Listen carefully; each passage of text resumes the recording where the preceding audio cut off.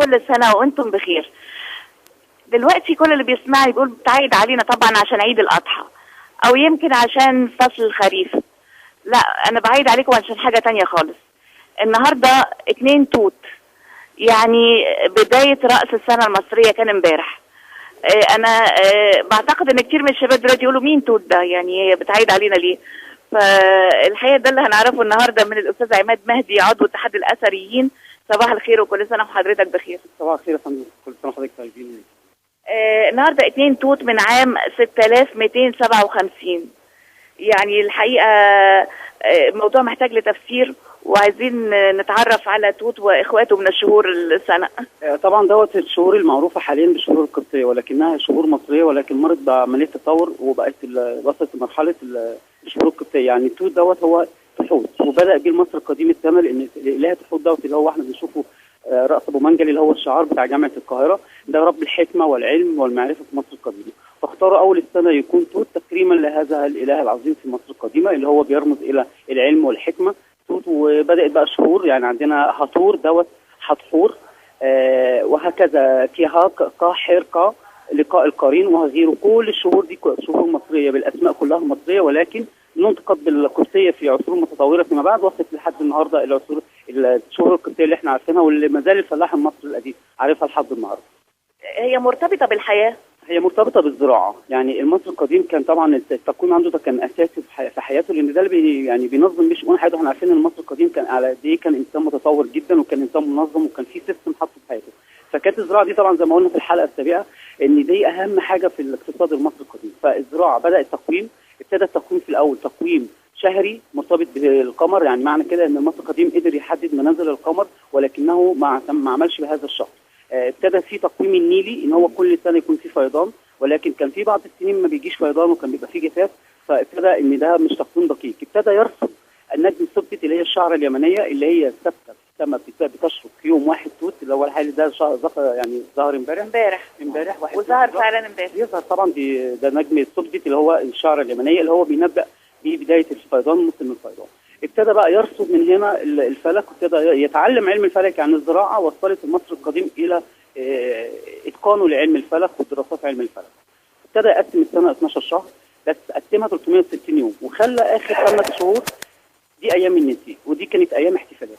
يعني كان 5 ايام دولت المفروض ان دي 5 ايام عيد في مصر القديمه اللي هو عيد راس السنه، وكان في طبعا مظاهر في الاحتفال دي كتير جدا هنتكلم عليها. أستاذ عماد مهدي، احنا في عام 6257 قبل الميلاد، واحنا عارفين او احنا دايما بنقول ان حضارتنا من 7000 عام قبل الميلاد. يا ترى 6257 دي جت ازاي؟ اقول لحضرتك، هو طبعا احنا بنقول 7000 سنه، لا احنا حضارتنا تفوق 7000 سنه. ممكن 7000 سنه ده عصر التدوين، يعني بدايه ظهور الكتابه، ولكن مصر القديمه تاريخنا يرجع الى ما يفوق 19000 سنه اللي هو عصور ما قبل الاسرات، اللي هي حضارات القديمه اللي هي قبل ظهور الاسرات وتقسيم نيوتن اللي عملوا هم 30 اسره. كان في حضاره مرمدة بني سلامه ونقاده 1 و2 وحلوان والمعادي، دي من اقدم الحضارات الموجوده في مصر. ولكن حضارتنا بتعود الى 19000 سنه، الحضاره المدونه 7000 سنه. التاريخ الحضاري الكريم ده التقويم الشمسي اللي عمل بيه رسميا في مصر، يعني بعد المراحل تقويم شمسي. تقويم شمسي او فلكي، هنقول ده التقويم الفلكي في مصر القديمه. ابتدى بقى ان هو رصده بالظبط 6257 في اللي يوافق 2015. طيب احنا بنتعرف بقى على شهور السنه في شهور السنه المصريه القديمه. تمام. هو زي ما قلت لحضرتك اول شهر ده توت، بعديه معلش توت بقى اللي احنا فيه دلوقتي ده ايه علاقته بالزراعه؟ ده توت دوت حضرتك ده اول الزراعه، ده موسم الفيضان. يعني احنا كده في شهر الفيضان، ده بدايه الفيضان. الفيضان كان بيقعد في مصر القديمه 3 شهور. نتكلم برضو على تقسيم الفصول المصري قسمها ازاي. هو قسم الفصول الى 3، مش زينا احنا النهارده بنقسمها 4 شهور، لا مقسمها 3. شهر فصل الاخت، ودوت بيبدا من 15 نوفمبر من 15 يوليو حتى نهايه 15 نوفمبر، يعني من 15 يوليو حتى 15 نوفمبر. ده فصل الاخت اللي هو فصل الفيضان. بيليه بعد كده اللي هو شهر البرد اللي هو البرد، وده بيبدا من 15 نوفمبر حتى 15 مارس. بيليه فيما بعد فصل الشموع اللي هو الربيع والصيف، بيبدا من 15 مارس حتى 15 يوليو، ودي الدوره الفصول السنه كلها. الفصل كان 4 شهور. قسم المصري القديم الفصول السنه هكذا. طيب والله دي معلومات كويسة جدا. احنا بنحتفل بالفيضان في النص الثاني من شهر اغسطس. هو الفيضان بيستغرق حوالي 3 شهور، يعني بيبدا من منتصف اغسطس، يعني بنقول ان الشهر الاخر بيبدا من 15 يوليو، هو بعديه بشهر بالظبط بيبدا بقى عمليه الفيضان. اكتمال الفيضان يعني هو بياخد بالظبط وقت 3 شهور، وهي على فكره كانت فتره عطله في مصر القديمه، يعني لما كان اجازه 3 شهور، ويمكن عندنا دي ازاي اجازه 3 شهور؟ لان طبعا الصناعه في مصر البلد غرقانه بالفيضان، فكانوا بيعملوا ايه المصري دي، ما كانش بيضيع حياته هباء كده، كان بيحتفل. كانت معظم الاعياد يعني نقول مثلا ان في عصر الملك رمسيس الثالث، ونطق عشان يبقى سليم رمسيس الثالث، كان حوالي 162 عيد في مصر. واخد بال حضرتك؟ يعني كان الشعب المصري شعب محب قوي للاعياد والاحتفالات، فاكثر شهر كان فيه الاحتفالات ده كان فتره الفيضان. ايوه، يبقى لا شغل ولا احتفالات، ادام ما فيش شغل يبقى فيه بهجه وفرحه وسعاده. عندنا حاجه ظريفه جدا في موضوع بقى البطاله ديت، ان اول ملك في مصر استغل الطاقه البشريه في مصر وحد من البطاله وعمل مشروع قومي، كان الملك خوفو في بناء الهرم. بناء الهرم دوت اتعمل عشان وقت ال3 شهور كل وقت اللي ما فيش شغل. بالظبط، الزراعه واقفه، فكان بياخد العمال في البناء الهرم، وقعد 20 سنه وبالحب مش بالسخره زي ما بيقال. الهرم اتبنى بالحب، وده كان يعتبر نقول عليه اول مشروع قومي المصري للحد من البطاله بملك خوفو. دايما القدماء المصريين بيفكروا صح، يعني بيستغلوا حياتهم. مفيش حاجه بتيجي معاهم كده بالصدفه، لكن كل حاجه طيب احنا في شهور السنه المصريه القديمه. نتكلم بقى عن التسميات. احنا دلوقتي عرفنا ان شهر توت الفيضان ده اول شهور السنه. المصري الفلاح النهارده على فكره، الناس الكبيره الحلوين بتوعنا دول لحد النهارده كان في امثال شعبيه مرتبطه بكل شهر بالظبط. يعني حتى حضرتك بعض الامثله، يعني توت مثلا يقول لك يقول للحر موت، واخد بالك؟ يا رب يا ريت احنا مستنيين بصراحه التوت بفارغ الصبر. يعني الشهر اللي فات كان شهر صعب قوي على المصريين كلهم الحقيقه في الحر. عندنا مثلا شهر هطور، مثلا يقول للفلاح اللي يفوته هطور يصبر لما السنه تدور. يقول مثلا ابيب اللي كان فيه الفيضانات، مثلا ابيب تسمع للميه دبيب. لحد النهارده الامثال دي موجوده ومرتبطه بالشهور. الفلاحين الناس القديمه بتوعنا دول حافظينها، ويمكن الناس يعني اللي دخلت مدرسه ولا اتعلمت قرايه وكده بس حافظين الشهور القبطيه لان مرتبطه طبعا بالزراعه. وكان لكل يعني كل شهر في السنه القبطيه ديت او السنه المصريه كان مرتبط بنبات معين وحصاد معين. صحيح. حتى بعض المؤرخين كتبوا عن معظم الاكلات اللي كانت بتظهر طول السنه المصريه الزراعيه. ده حاجه جميله جدا. ايه اشهر امثله تاني؟ لا ده في امثله كتير قوي، يعني على سبيل المثال كيهاك، اللي تصحى من النوم تحضر غداك وعشاك. ليه؟ اللي كان النهار قصير. يعني بص الامثال بقى فصل تاني يدخل. تصحى من النوم تحضر غداك وعشاك. اليوم كان قصير والليل طويل، فالناس تصحى يا دوبك تحضر الغدا بس تلاقي الليل. الامثال يعني شيء جميل والله. احنا هناخد فاصل موسيقي او فاصل فني، اغنيه من الاستوديو، وبعدين هكمل لقائنا احنا في الدور الثاني في المتحف المصري علشان نعرف الرسومات واللوحات والحاجات اللي بتتكلم عن هذا الموضوع.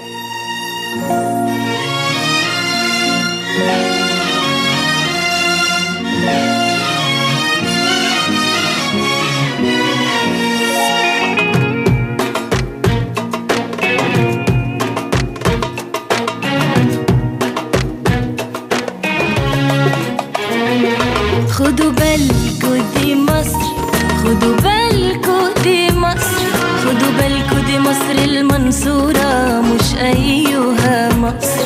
خدوا بالكوا دي مصر، خدوا بالكوا دي مصر، نيلها اللي بيطلع في الصورة بعلامة النصر. خدوا بالكوا دي مصر المنصورة مش أيها مصر، نيلها اللي بيطلع في الصورة بعلامة النصر. خدوا بالكوا دي مصر المنصورة مش أيها مصر، نيلها اللي بيطلع في الصورة بعلامة النصر. من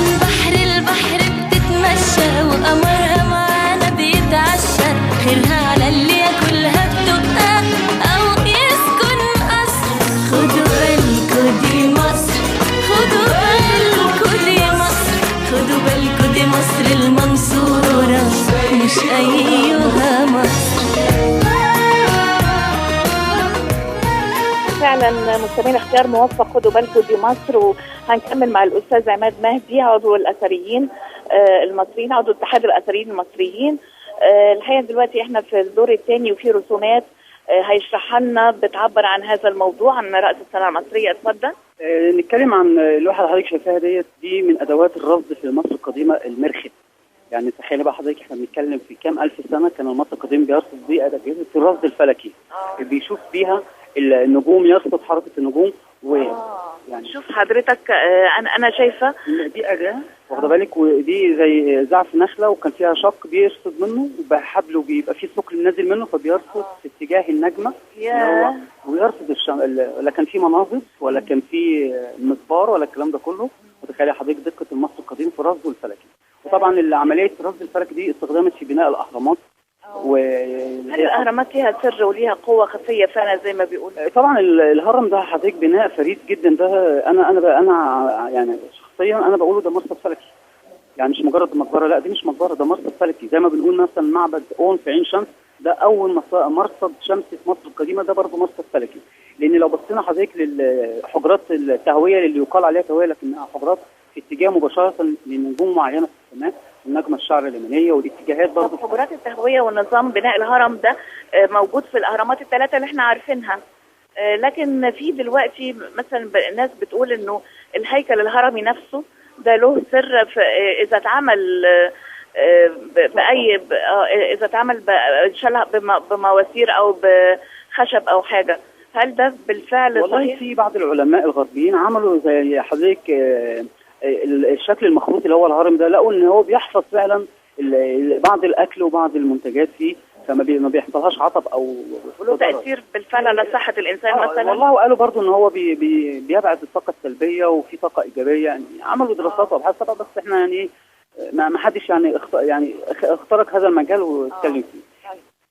طبعا احنا عارفين المصريين القدماء عنيوا بدراسه الفلك، وساعد على كده مناخ مصر الجاف. كانت السماء ما فيهاش غيوم الا في القليل النادر يعني. وبعدين ده بيخلي دراسه السماوات سهله ميسره. وكانت مواضيع المجموعات ومسارات الكواكب معروفه، وده لان عمليات الرصد بدات في وقت مبكر من الدوله القديمه. استاذ عماد كمل لنا دلوقتي. شايفه مع حضرتك صوره، الصوره دي حضرتك جايبها من مقبره الوزير سننموت، وزير الملكه حتشبسوت. ودي موجوده فين؟ لا دي موجوده في الدير البحري في الاقصر بقى. بس انا جايب لحضرتك الرسمه نبص عليها، لان دوت يعتبر يعني من ادق التقسيم الشهور زي ما حضرتك شايف في الدوائر. كل دايره دي شهر ومقسمه 30 يوم. يعني لو يا الدقه بص الدقه مش معقول. يعني كل دايره من دولت بس لحد النهارده في لغز احنا مش عارفين هو ليه قسم السنه كده في 4 شهور على جنب، في 8 شهور على جنب. ولو بصينا لمقبره لغايه دلوقتي مش عارفين ليه. انا عن نفسي شغال في الدراسه دي بقالي سنتين لسه ما انتهيتش منها. انا عايز اعرف الدائره الرمزيه. 8 دواير ودول 6 دواير. حتى لو دخلنا في دول 8 دواير ودول 8 ودول 4 مجموع من 12 شهر. بس هو ليه فصل ما بينهم كده؟ ايه النظريه او ايه الفلسفه اللي عند المصري القديم عايز يوصلها لنا؟ احنا مش قادرين نترجمها. في لغز في الموضوع. يعني لو بصينا حضرتك لمعبد ابو سمبل اللي بيتعمل عليه الشمس كل مرتين في السنه، هنلاقي ان قاعه الاعمده في قاعه للاعمده في رمسيس الثاني 8 وبيتاليها قبل قدس الاقداس قاعه للاربعه برضه. فانا ربطت ما بين الدلاله، قلت لا ده مش صدفه، رمسيس الثاني مش هيعمل القاعه دي 8 لا مش ممكن تكون ودي 4 ومن بره 4 تماثيل. لا في دلاله عدديه احنا مش قادرين نفهمها. فبدات ان انا شغال على الموضوع ده، بس لقيت ان في ارتباط فلكي بينه. ايه ربطته بالموضوع اللي حضرتك شايفاه في الصوره دي، مقبره سننموت. عباقره، المصريين قدماء عباقره. احنا ما زلنا لحد النهارده. يمكن حضرتك سالتيني المره في الحلقه اللي فاتت بتاعت سيخم قا سؤال انا ما جاوبتكيش عليه. انا قعدت مع بعض الاثريين زمان وقعدنا نتناقش لحد ما وصلنا لحلين. يعني حضرتك سالتيني سؤال ذكي جدا، طب هو ليه انت حضرتك شفت التماثيل الكاتب كان كله قاعد وضع كرسي؟ قلت لي ليه قاعد على مقعد؟ فقلت لك والله لحد دلوقتي ما حدش فكر. فقلت لي انت محتاج دراسه. انا بعد انتهاء الحلقه مع حضرتك فعلا قعدت مع الاخوه الزملاء الاثريين وقعدنا نحلل ونبص على التمثال ليه فعلا هو قاعد. فوصلنا لاقتراحين. الاقتراح الاول يمكن للمكانه العلميه لسيخم قال ان هو كان كبير الكتب وما كانش كاتب عادي، فبعد عن الوضع الرسم القصه. والاقتراح الثاني وده الانسب بسبب زوجته، لان التمثال اللي حضرتك شايفاه تحت رجليه في سيخم قا لان لو كان وضع قصه ما كانش هيقدر يشرك نفسه معاه في هذا العمل الفني. انما لما يكون قاعد على مقعد فهيبقى في مساحه للنحات او للفنان ان هو يقدر يشكل ويعمل تمثال زوجته جنبه. هي قد كده كانت الزوجه ليها مكان عظيم. طبعا طبعا طبعا. انا كل ما ابص على الصوره اللي في ايد حضرتك انا بقول لكل الشباب ممكن يدخلوا على جوجل ويكتبوا فيه ايه بقى عشان يشوفوا. اكتب سقف مقبره الوزير سنين موت. سقف مقبره الوزير سنين موت. سنين موت. ده وزير الملك. هيشوفوا منظر غريب جدا لانه فيها فعلا 8 دواير تمثل 8 شهور في الجانب الايمن، و4 في الجانب الايمن، رغم ان العقل يقول انه 3 و3 او يعني 6 شهور هنا و6 شهور هنا. ليه بقى 4 هنا و8 الناحيه الثانيه؟ ده احنا بنحاول نفك لغز القدماء المصريين، وده محتاج تركيز شديد بقى يا استاذ عماد. والله انا شغال حضرتك، انا دايما يعني بحب ابحث في يعني التفسير اللي علامه عنخ اللي اتكلمنا فيها المره دي. انا دايما بحب ابحث واخوض في الموجود في مصر القديمه، واحس ان في اتصال ما بينه وبين عظمه الاجداد ديت.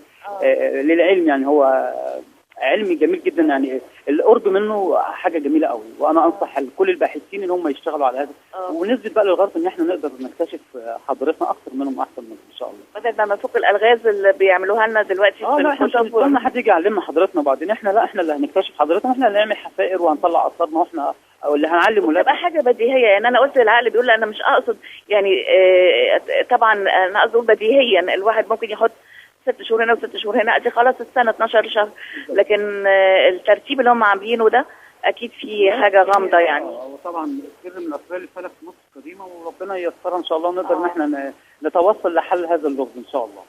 كل مره الحلقه يعني بتقرب على الانتهاء واحنا لسه بنتكلم في الغاز ولسه مش عارفين يعني نوصل للحاجه الاكيده يعني.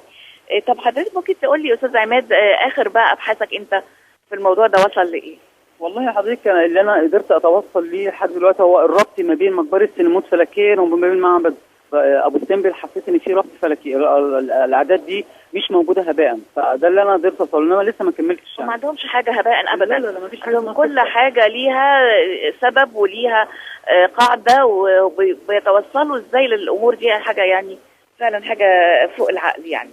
بالظبط. فان شاء الله انا شغال فيه، وان شاء الله عن قريب جدا نعلن عن حل هذا اللغز باذن الله. طب لما نتكلم عن رأس السنة المصرية، الاحتفالات كانت بتتم ازاي؟ بص بقى حضرتك، الكلام عن الاحتفالات لذيذ جدا. مصر القديم كان محب قوي للاحتفالات، وكان دايما العامل المشترك للاحتفالات والاكل، كان دايما بيدخل الاكل في لغايه دلوقتي لحد النهارده. يمكن كل احتفالاتنا وكل مناسباتنا مرتبطه بالاكل. لو هنتكلم على الاكل، من اهم مظاهر هذا العيد في مصر القديمه الكحك المنقوش اللي احنا بناكله في العيد. الله. ده مصر قديم على فكره، مش زي في بعض الناس تقول من العصر الفاطمي، لا ده من مصر القديمه. وكان على شكل قرص الشمس زي ما حضرتك شايفاه في الدايره بتاعت الرسمه دي. وكانت الاشعه برضه بتاعت اشعه الشمس اللي هي النقوش اللي عليها. وكان في بعض يعني الكتابات الدينيه كان بيكتبها على الكحك وبينقشها. فده كان الكحك اساسي. كان برضه في عيد راس السنه دوت الاوز والبط، ده كان برضه من الاكلات الرئيسيه. والسمك، والسمك المملح كمان كان برضه من ضمن الاكلات. اي حاجه عشان تكرم اي ضيف يجي لك لازم تاكله. طبعا هو المصري. انا اعرف ان اليابان مثلا لما بيبقوا بيحتفوا بضيف عندهم جامد جدا بيشربوه ميه، يقولوا لان الميه سر الحياه، ولان الميه مفيده جدا ومش ممكن هتضر. يعني من حبهم في الضيف مش عايزين يأذوه باي حاجه، فبيدوا له ميه، لان الميه دي يعني منتهى الكرم. يعني اعرف ناس راحوا اليابان ولما استضافوهم جابوا لهم ميه، وده يعني فوق الكرم عندهم. لا احنا بقى مصر كان شعب مضياف، كان ياكل مش ميه بس، ياكل ويشرب كمان ويبيت كمان عنده في بيته الضيوف كده. فالمصري كان مضياف قوي. من مظاهر الاحتفالات بقى حاجه جميله جدا في العيد دوت كان الزواج مع راس السنه. كان كل والاعياد هنا عندنا برضه كل المناسبات السعيده بتبقى في الاعياد. بالظبط. ده كان تيمما بالسنه الجديده ان هو هيكون الزواج سعيد على الاسره المصريه القديمه. فكان الزواج ده من اهم المظاهر في الاحتفال في العيد ده. والخروج الى المقابر بالخبز والمحلى واللي بنقول عليه القرافه، طلعت القرافه دي كان برضه في العيد دوت. كان بيطلع برضه ان احنا ذاكرين الاموات ولم ننساهم في احتفالاتنا. فدي كانت عاده مصريه. من اهم بقى المظاهر دي كان مظهر اجتماعي قوي في مصر القديمه. احنا قلنا ان العيد السنه كانت 12 شهر، كان في شهر 13 عباره عن 5 ايام اللي هو ايام النسيم. يعني هو قسم السنه الشهر 30 يوم، ف 360 يوم، في 5 ايام اللي هم ايام النسيم. ايام النسيء ده بقى كان هي الاحتفالات دي. والنسيء ده شهر من الشهور. ده شهر من الشهور، كانت يعني كان احدى شهوره، بس كان شهر صغير. ده بقى مخصص للعيال. كان في بقى ظاهره جميله قوي في النسيء دوت. المصريين بتسقط جميع القضايا في الشهر دوت. الايام القضايا والخصومات ما بينهم، بعدين كله بينسى خصوماته مع بعضه. يعني بيتحكم فيها تقصد، ولا ان هم بيتصالحوا؟ يعني بيتسامحوا. كان بقى بما اننا في ايام النسيء فكله بينسى النزاع وبينسى الخلافات ما بينهم. يعني النسيان بقى، نسيان بقى مشاكلنا. ودي يمكن المجتمع المصري كان مجتمع راقي قوي، كان مجتمع راقي وكان مجتمع متحضر جدا. كان بينسى خلافاته وكان بيبادروا بالزياره. يعني الخصم اللي بيبادر وبيزور خصم الثاني ده ما عندناش ولا شهر فيه نسيء ابدا. احنا بنتذكر دايما المشاكل والمحاكم عندنا، القضايا فوق بعضها والشغلانه يعني. وكان الاصدقاء بيروحوا مع الشخص اللي بيبادر الاول دوت، اللي بيسرع، اللي هو يروح للخصم في بيته دوت. كان يعني بطل. ده بطل بالنسبه لهم. وكان بيبقى معاه الاهل والاصدقاء، وكان بيبقى في حاجه اسمها خبز الخير، بيتقسم الرغيف ما بينهم ياكلوا سوا. الله، فبص الله الرقي والعادات الجميله. ايه الكلام الحلو ده؟ والله يعني كان مصر جميل جدا. ما في اشد الحاجه دلوقتي الخبز الخير ده والله. يا ريت فعلا نقتسم الخبز مع بعض ونقتسم الابتسامه بيننا وبين بعض. والنسيء ده مهم قوي، الواحد ينسى بقى، ينسى المشاكل، ينسى الخلافات، ينسى الكره في شهر من شهور السنه. ده حاجه جميله والله. رغم ان ما كانش المجتمع المصري بالتوحش اللي احنا فيه النهارده للاسف يعني دوت. لا، كان مجتمع راقي، ورغم ذلك كان في خلافات ما بينهم وبين بعضهم، ممكن على ري الغيط، ري الارض، قطعه ارض، خلافات كده يعني. انما المصري كان انسان راقي جدا في مصر القديمه، وكان دايما خير مع. والله استاذ عماد مهدي عضو اتحاد الاثريين، انا في كل مره ببقى مش عايزه اسيب حضرتك والله من حكاياتك الجميله وتاريخ مصر العريق الجميل. في نهايه حلقتنا مضطره طبعا ان انا الوقت اسف، ومضطره ان انا اختم الحلقه، وبشكر حضرتك جدا استاذ عماد. وبكرر مره ثانيه، بعيد عليكم مره ثانيه، بقول كل عام وانتم بخير بمناسبه عيد راس السنه المصريه القديمه. النهارده 2 توت، بدانا امبارح كان 1 توت، النهارده 2 توت لعام 6257. وبعيد برضو على زملائي باستوديو 16 قبل ما انقل لهم ميكروفون، رضا كرداوي، سالي سيد، وعماد بدوي. اشكركم مستمعينا، والى اللقاء الاسبوع القادم ان شاء الله، مكان اخر في الزحام، ولكم دائما تحياتي سحر وصفي.